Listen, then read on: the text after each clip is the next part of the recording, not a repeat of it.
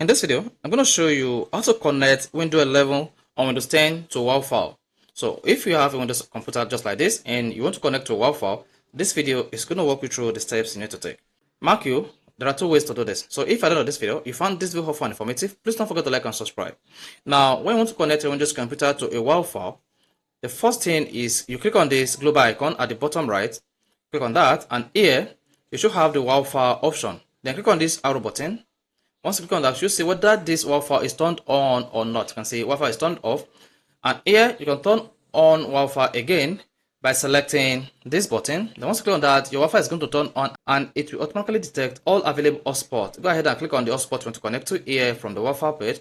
Then here, check automatic connect. If you want to connect to this hotspot automatically, you can see that this is connected. Then if I choose to disconnect, to connect to this Wi-Fi, I just need to click on the connect button. Then you'll be connected to this Wi-Fi. In most cases, you'll be prompted to type in your Wi-Fi password if you have not connected to the Wi-Fi before. So this is because I've connected to this Wi-Fi and I choose to automatically connect. So that is one way to connect to Wi-Fi on your Windows computer. Another way is click on the start button, then select settings. Once you click on the settings icon, here you need to come down here, click on network and internet. Then you should see not connected. Then locate Wi-Fi here and click on that.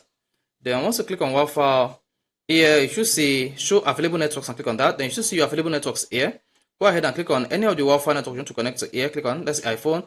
Then click on this connect button.